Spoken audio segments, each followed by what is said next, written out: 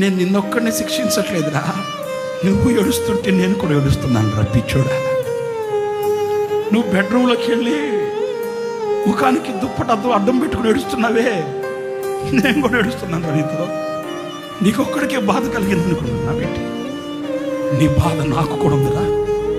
నేను ఎందుకు బాధపడుతున్నాను, నిన్నెందుకు బాధ పెడుతున్నాను?